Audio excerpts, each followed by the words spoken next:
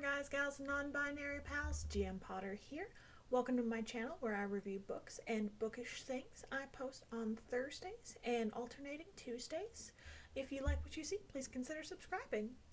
So today we are going to be doing a self-help book. I got this one at Target and it says it comes with exclusive content. Okay. It's The Elevation Approach by Tina Wells with Stephanie Smith. So this author did have a ghostwriter. Yeah, let's get into it.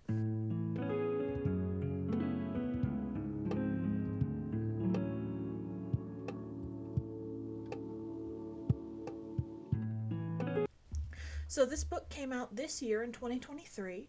Like I said, she does have a ghostwriter, and it's the Target edition, which has extra content. I don't know what the extra content is. It wasn't like, ooh, extra content. It was just kind of filtered in there. The book itself is kind of vague. It kind of reminded me of that one sketch on Family Guy where Brian, the dog character, writes a self-help book and he's like, I'm going to include a bunch of extra pages at the end so that I'm not the one doing all the work. They did that. There are, let me see, I have it in my notes.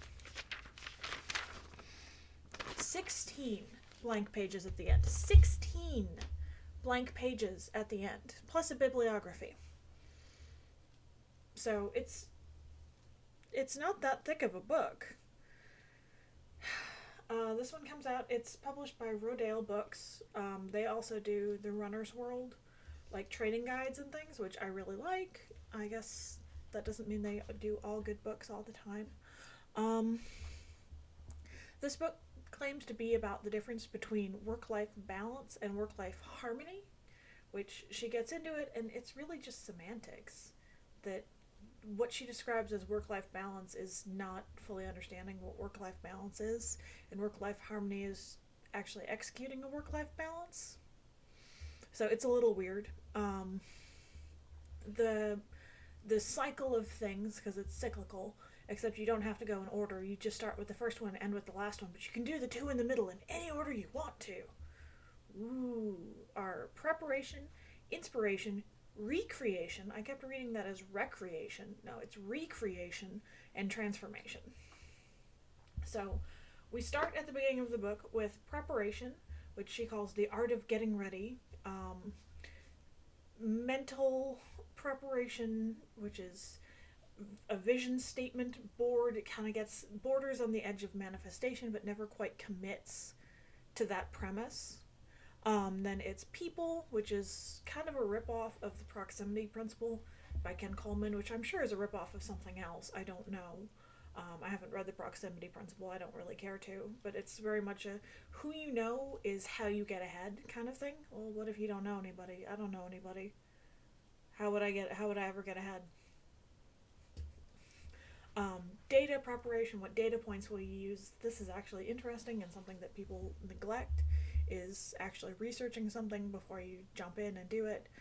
Financial, which is what kind of what kind of money do you need to chase after your goal. Borders on Jen Sincero's You Are a Badass at Making Money just a little bit. And it's kind of borders on manifestation again, that well, if you don't have the money to do it, just hustle and you'll get the money. Just hustle. Just hustle. Hustle by doing what? What if I'm already hustling and I don't have the money to do what I want to do? Like, what if it's going to take me $1 million to do what I want to do? Then what? How do I hustle $1 million if I'm only making like a little? It's very. It felt disingenuous and patronizing. And then schedule. How will you align time for doing this? And then it literally says, but wait. I'm like, are you kidding me? We're doing the but wait, there's more in a book? Oh, my bad. It doesn't say but wait. It says, I'm ready, now what? Which is, okay, my bad. It says, ready to dive in? Take a deep breath and give all this a moment to settle in. You might be wondering, how do I know if I'm doing this right? Like, it's literally a, but wait, there's more. Like, the book feels cheesy. I'm just gonna say that right now. The book feels cheesy. And then she's got her principles, like that you have to live by. That they're steps within the steps. And principle number one is to declutter, which is the but wait. You have to declutter. And what are we cluttering? Decluttering mental and physical clutter and people. So basically, if your friends don't serve you, you should get rid of them. Like, you shouldn't be friends with someone because you like them. You should only be friends with them because they can help you further your goals. You should use people, essentially. Principle number two is get curious, which kind of felt like some inner child BS. Like, I'm all for healing your inner child. We all have trauma from our childhoods. There's all sorts of things that we can do better, that we should be working on. But this was, remember when you were a kid and you asked why a lot? I still do. But it's an inner child BS. And then number three is know your numbers. She uses the term quantify a lot. Like, there's, I think, 8 subheadings in that chapter, and each one of them is quantify this, quantify that, quantify this, quantify the things that can't be quantified, quantify, quantify, quantify. And it's just, the whole book kind of feels like bad writing. Like, no offense to Stephanie Smith, I'm sure she did the best she could with whatever it was that Tina Wells handed her, because Tina Wells is supposedly an author. She writes children's books, but she needed a ghostwriter for this, which strikes me as more than a little odd. The second, so we did preparation, so the next one is inspiration on our little wheel, which is inviting inspiration. At which, when I read that, I literally rolled my eyes. Like, they rolled back in my head practically. It's the journey, not the destination. Like, it literally says that the inspiration comes from the journey, not the destination. I'm like, yeah, that's been said a lot by a lot of people. Like, it's kind of a common trope. And then she gives you a list of things that you can find inspiration from, with a paragraph defining what each of these things are, in case you don't know. What art, pop culture, and media, which, interesting thing for media, she actually mentions newspapers, which this book came out this year in 2023, and she's talking about how you should read newspapers for inspiration. I'm like, I don't even know where I would find a newspaper. Like, I don't know. Like, honestly, I don't know where I would... I guess the gas station? I guess I would have to go inside the gas station to get a newspaper. But I'm not going to do that because, like, print news is all but dead. Hi, baby. You want to be on camera? No? Okay. And then she has places, and then she defines what places are. Which, okay. And nature, and people, and everyday challenges. And she lists her top sources of inspiration being curated news feeds, which she goes on to describe what she means by that. And it sounds like she's in an echo chamber. Like, she's just listening to the same news sources over and over again, ad nauseum. Sorry, I've got all 3 cats in here right now, and it's only a matter of time before they start fighting, I feel. She finds inspiration from audiobooks for her fiction, which, yeah, I guess reading books can be inspiring towards writing books. It gives you an interesting take. Career networking sites inspire her, which I guess if you're, like, an entrepreneuraholic, like if you're addicted to starting new businesses, that could be inspiring for what you want to do. And digital notebooks, which...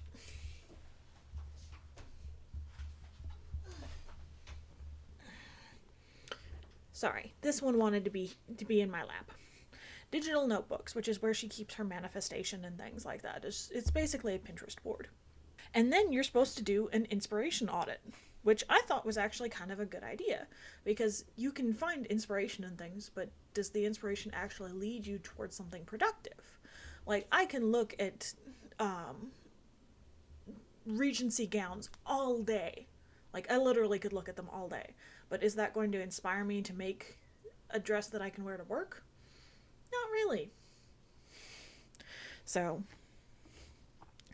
then it gets into self-examination through vision boards, which was a little woo-woo for me. And then principle number 4 is to create rituals, which ritual, did you know, is an acronym? It stands for release the day, initiate a time, turn your attention inward, unblock worries and expectations, allow yourself to enjoy, let yourself be. It's literally a tear out page of the book. Like, there's nothing on the back of the page, and it's got little dotted line for you to cut here, so you can tear it out and keep it with you and know what your ritual, which just kind of felt like she was trying to pad the book a little bit.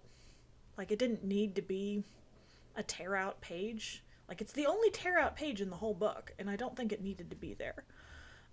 Principle number 5 is build a tribe, which the phrasing bothers me a little bit, but whatever.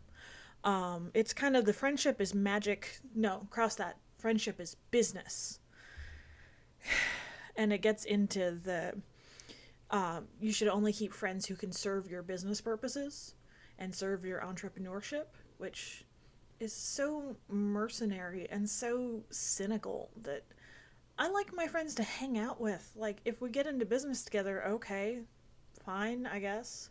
But I want to hang out with my friends, not get into business with them. And then principle number 6 is make deposits before you make withdrawals, which is a clever metaphor until you start to examine it. Like, she's like, you have to make deposits. You have to clean your house before you can do your work. I'm like, I just close this door and then I don't see the mess in the kitchen that's behind me, and then I can get some work done. If the door's open, the kitchen's relatively clean.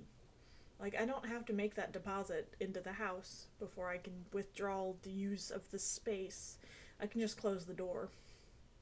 Like, the metaphor falls apart really quick. And then we get into the next little circle segment, which is recreation, which is unstructured, is enjoyable, is a time to recover, and is refreshing, and is not forced, work, or dangerous. I don't know, recreation that's dangerous. Like, I've followed some goat paths while I've been hiking, and those were really fun.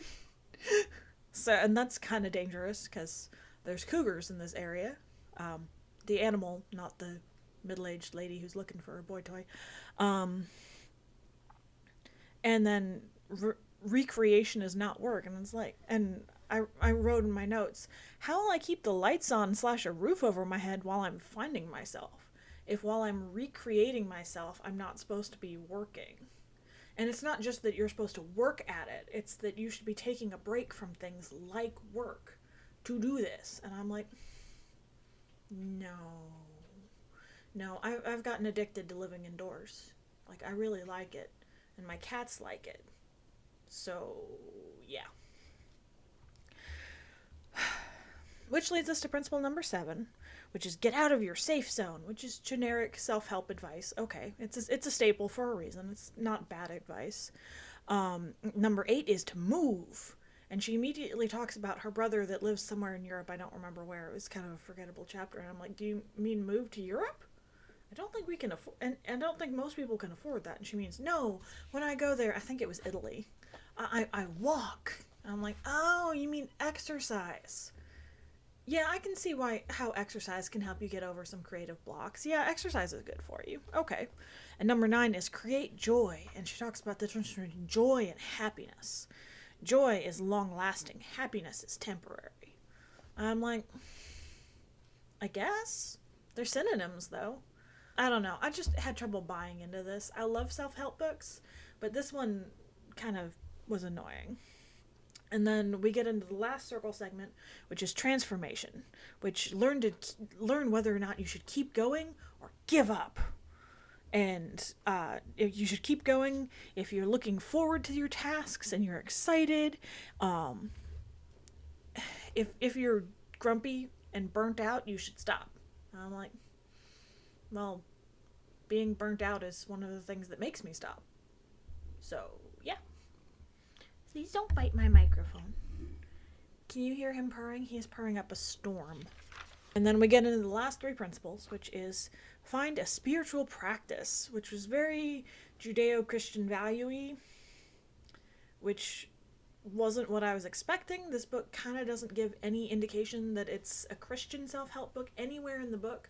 And then she's like, you need God. Jesus is awesome. I'm like, I'm not disagreeing.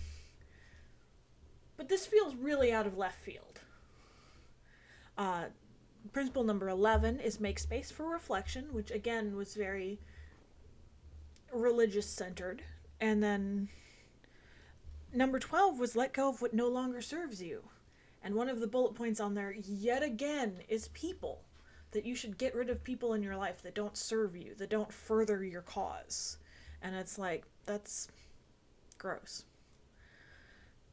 So, final thoughts on the book. The whole thing kind of feels ableist against ADHD and neurodivergent people, because we just don't approach the world in this way. It's very mercenary.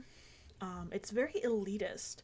It's very, what if you don't have the financial freedom to do this? Well, then you just gotta hustle. Okay. And it's also very borrowed. It reminds me... He just climbed on the desk. It reminds me of Jen Sincero and Brene Brown in the worst way. Like, it's very...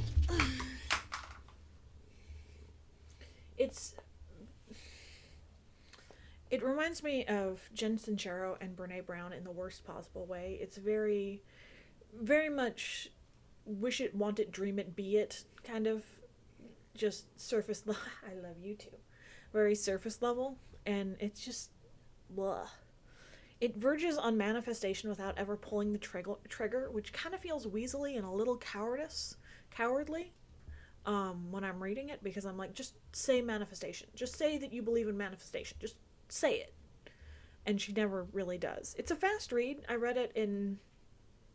I read the first half while I was waiting for the dog to go eat dinner that I was watching on Rover. And then I read the other part while I was waiting for the dishwasher to finish the dry cycle. Hi. He's standing on my tummy. While I was waiting on the dishwasher to finish the dry cycle. Like, it's a very fast read, but would I give it more than 1 star? No. Should you read this? No, give it a skip. Have you read The Elevation Approach? Have you read anything else by Tina Wells or that was ghostwritten by Stephanie Smith? Let me know in the comments down below. Don't forget to like, share, and subscribe. And we will see you in the next one. Bye!